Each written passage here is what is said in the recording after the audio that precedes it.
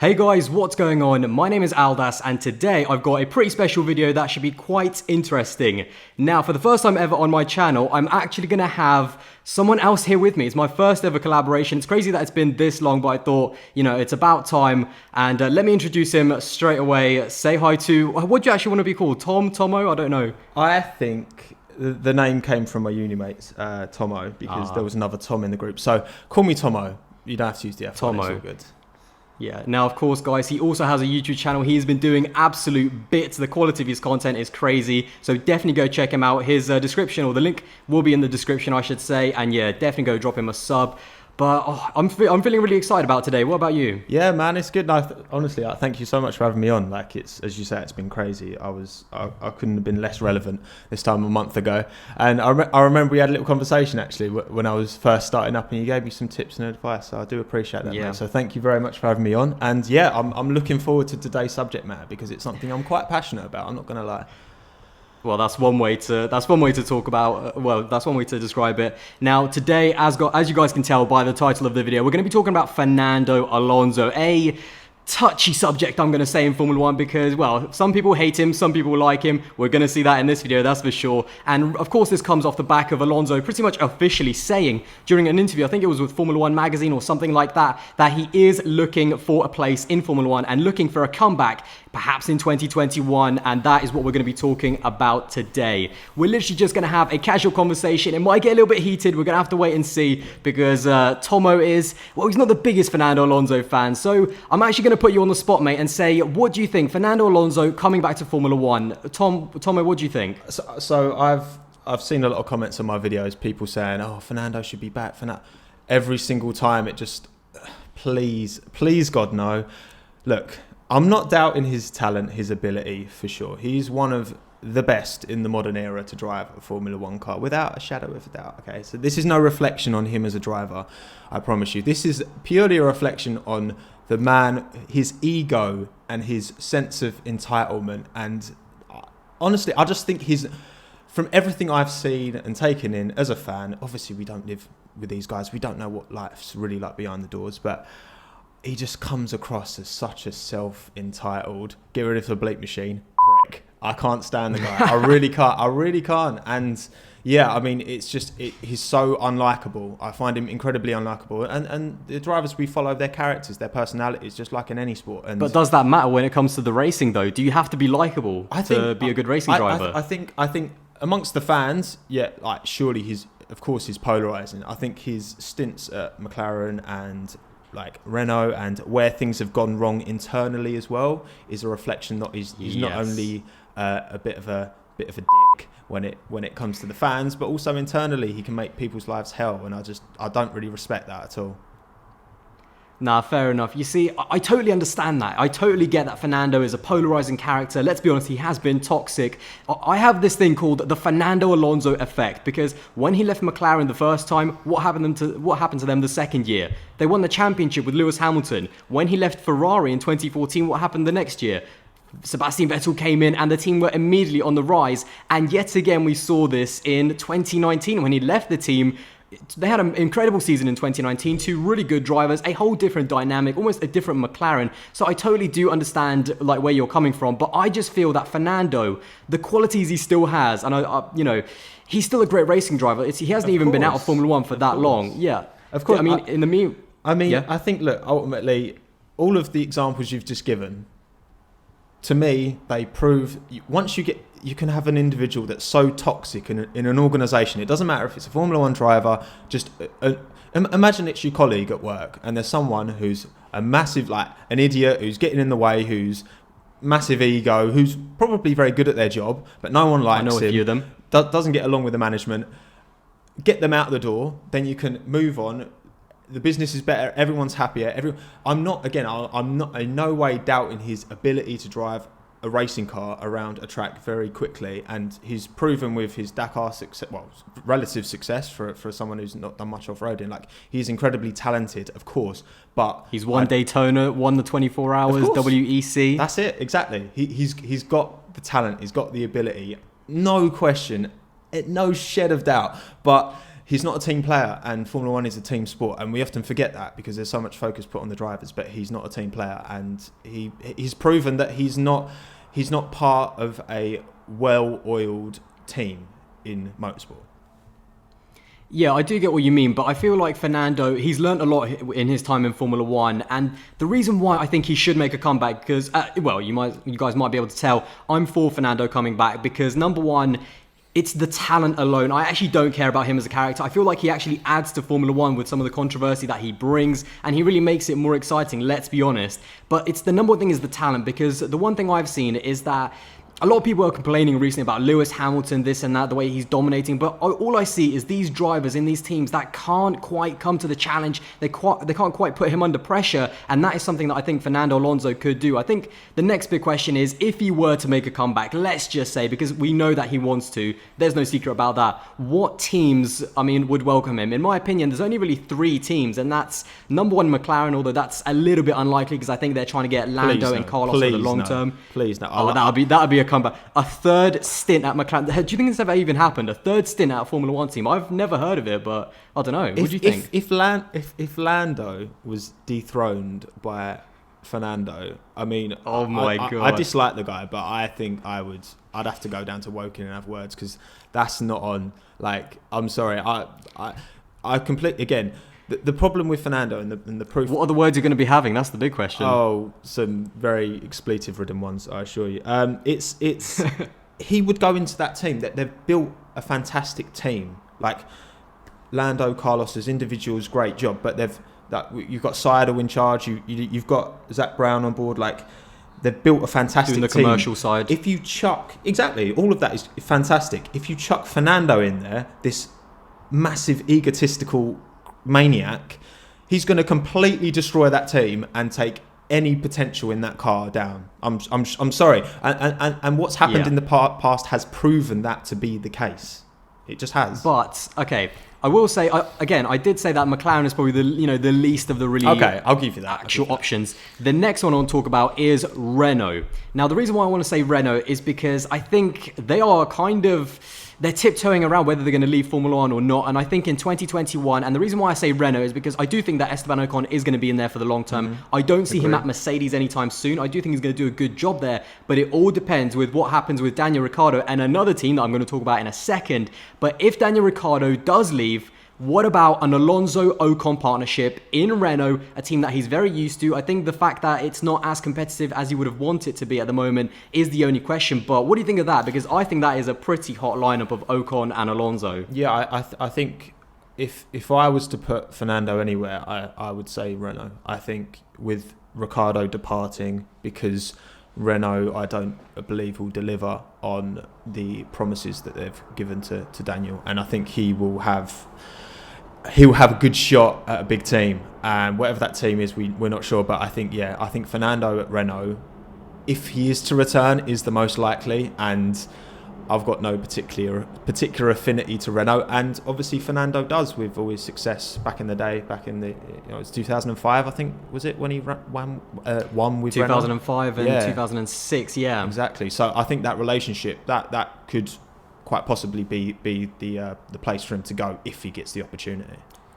And then lastly, the team that I think it's a pretty well-known team. It's a team in red, Ferrari. Could they bring Fernando Alonso back alongside Charles Leclerc to really steady the ship? Because in my opinion, as some of you guys, I've made a video already, I think Sebastian Vettel, not that he doesn't have the talent or doesn't have the speed, I just don't think he has the ability to actually challenge for a title at Ferrari. And in 2021, Fernando Alonso and Charles Leclerc, at the very least, the thing I say, the reason why I do think that Fernando should be able to return and why Ferrari should seriously consider him is that I've got one question for you. 2017, 2018, and perhaps 2019 were 3 very good years where Ferrari perhaps could have challenged for a title. And do you think Fernando could have done any better than Sebastian Vettel? To me, that answer is easily yes. Yeah, I think Seb has. Again, I've made it clear my opinions. Like, I think Seb's the example of a great character in F1. I really do. I think he's very likable. He's very funny. Like he does. He has his moments in the car, though. There's no doubt about that. And that's the thing. That's the thing. His emotions get the better of him. He makes silly mistakes far too often, and those are not. And I think, you know, the last 3 years in particular, there's been many an incident, and that's why I've got no reason to believe that he's going to perform next year either. And I agree. I think Vettel will leave Ferrari at the end of 2020, and. But do you think that's going to be by choice, though? And that's what I'm saying. I think Ferrari have to think to themselves, where Sebastian Vettel had two good... I still think 2019, and I'm clearly alone on this, I think that a good enough driver could have challenged Lewis Hamilton in that 2019 Ferrari, but we'll leave that for another discussion. Seb had 2 very good years in 17 and 18 to actually challenge for a title, and he failed, and Hamilton won it with, 3-4 races to spare? When Fernando Alonso had 2 very good years at Ferrari with, let's be honest, not the best cars in the world in 2010 and 2012, he managed to take it to the wire. So that's what I'm saying. The guy, yes, I know he's toxic, but I love Fernando Alonso, and his talent speaks for itself. So that's why I think that he should be in Ferrari. They need someone that seriously can grab that team by the scruff of the neck, because Charles Leclerc is still developing, but yeah. I get what you mean. I think if he was to go Ferrari, it would go one of 2 ways. There would be no middle ground. It would either be a raging success, and he would pull, because no doubt Charles would learn a lot from him as well, and like Lewis Hamilton did. I think it was for the better. Exactly, absolutely. And you know, Charles proved this season, literally over the course of one race after Max punted him off at Austria, how he could turn his kind of style around, and for Silverstone really kind of battle Max. There was a real distinct kind of switch there, and I think Fernando, Charles would gain a lot from him, but ultimately I can't help but see it going very much the other way. Ferrari are already a team where, the strategy calls have been questionable. I mean, imagine Fernando being given this rotten strategy for the 4th race in a row and then coming out with another GP2 engine comment. You can see it happening, can't you? He's an emotional character, and he would be frustrated, I think. If Ferrari could deliver a great car and actually deliver on all of the money and all of the potential that they have, I think he'd do a good job, but I think it's way too risky. Personally, if I was Binotto, I wouldn't take that risk. Yeah, I do see what you mean, but again, I think for Ferrari, the one thing I just look at them is that over the past few years, I've been getting really tired of hearing the whole narrative of, Lewis Hamilton is always in the best car, he's running away with it, Ferrari are nowhere near, because I see good Ferrari cars that just need someone that is aggressive, assertive, and yes, perhaps a little bit toxic, but can seriously put Lewis Hamilton under the pressure. And to be honest, the only man in the past decade that has been able to do that, or the only 2 people, is really Nico Rosberg and Fernando Alonso. And I think that's why these young drivers, I think 2020 is going to be a massive year, but someone like Fernando Alonso, if Max Verstappen or Charles Leclerc still don't put Lewis Hamilton under pressure, I just don't, they need to start delivering sometime, especially Max Verstappen, because he's been in Formula 1 for a long time now. There's no such thing as Max being a young driver anymore. He's been here since 2015. Charles Leclerc, yes, he is young, he's learning, but someone like Fernando can seriously come and sort Ferrari out in terms of short-term, I think, achievements. Of course, in terms of the long-term, they'll always have Charles Leclerc, but that's what I think Fernando Alonso can do at Ferrari. Yeah, I mean, I think it's... Again, it's difficult to say. The gap between Lewis and Max and Charles is it them? Is it the car? I personally think both of them have the pace to beat Lewis. I think they are on pace with him. I very much consider those 3 to be upper echelon, right up there. Maybe Daniel Ricciardo just after them, personally. I think, the Ferrari clearly could deliver quality pace. Charles 7 poles last year. But race pace, Mercedes they're just this well-oiled machine that are just able to pump out. Bottas finished above Max and Charles last season, but he's not as good a driver as them. Quite a few points as well. Exactly. Yeah. So that tells me that car is just nailed down in terms of performing. I don't think Fernando would do a massively better job than Charles. I really don't. I think Charles would learn a lot from him, but in terms of, if you were to compare their quali times, who would beat who, I think Charles would probably beat Fernando, personally. I think maybe in the race, Fernando, a bit more maturity, might eke out a few better results. But all in all, I don't think he would do a significant... I think he'd do a better job than Seb, but I don't think he'd do a better job than Charles, personally. Do you think there's any other teams in Formula One that would even want Fernando after his whole history in Formula One? Or do you think that is absolutely, despite the fact that he has gone on record and saying that he does want to return, do you think that is it? It's nailed on. 2018 was his final season. He is not coming back. No way for 2021. No one's going to give him a chance. I mean, it's hard for me because I really don't want it to happen. So it's hard for me to try and justify it to myself. But I think if it was to happen, I think Ferrari would be too much of a risk. I don't see why they would take that risk when they could potentially get Ricciardo from Renault, who is 8 years. Fernando's 39 and Daniel is 31, so 8 years is junior, if I'm correct with that. Something like that, yeah. Yeah. So and Daniel, I think is a fantastic. Like, he's got pace, he's got charisma, he's got.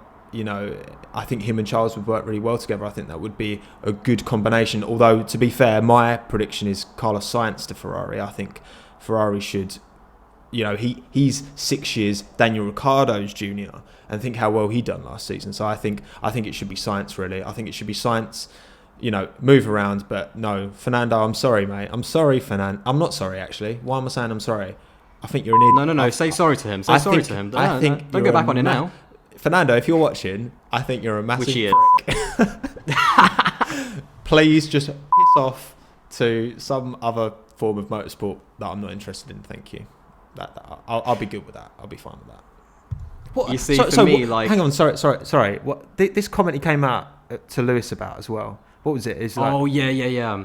Lewis, you probably know better than I do. Is it Lewis is not God or something? Or no, that was Max Verstappen. What Fernando Alonso said is that Lewis Hamilton has weakness. I actually agree with him on this, although it's a bit of a... Of course he does. Well, it's a bit of an obvious comment, but yeah, Lewis Hamilton has weaknesses. This is what I mean. Yeah. What's the point of that statement? Like, he's just trying to bait. But he's saying that he's the guy that can exploit those weaknesses, and I've got to agree.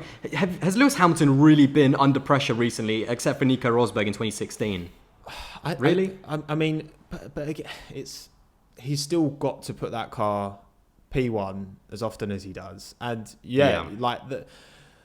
that's the thing. This is the thing with the sport, is that it's impossible to really judge what is the car, what is the driver, everything that goes on behind the scenes. You got obviously a sizable chunk of luck involved. I think I think Lewis, Max and Charles, I think they're all very much on an equal par. I think the Mercedes is the better car. I don't think Fernando would make a massive difference. I really don't. I just think he'd fuck it all up for Ferrari. I really do. I think that is more, because they're not already like fucked up already as they are. Exactly. They're not exactly coming from a stable level. Maybe if you've got a team that's everyone loves each other, it's all very To be fair though, in 2009, Ferrari weren't exactly like in the best form. And what happened when Fernando Alonso came through? He grabbed that team by the scruff of the neck and made them title challengers. Well, maybe he needs that kind of team, because Ferrari are a very... Like, the Tifosi would love it. They need a number one driver. They don't work. Yeah. Sebastian Vettel and Charles Leclerc don't work. The end. That's my opinion. But then, are you saying that Fernando would come in and become number one driver? I think he's quick enough. That's the thing. Fernando is so bloody quick that I think quicker he has than that Charles? ability. Well, Charles is still developing, so it will be that sort of Lewis Hamilton and Fernando Alonso, I think, relationship in 2021. And as although it wasn't the best relationship, at the end of the day, it did kind of deliver. I mean, they almost won the constructors if it wasn't for the cheating scandal. And then yes, Kimi Raikkonen did nick it by 1 point in the end. But True.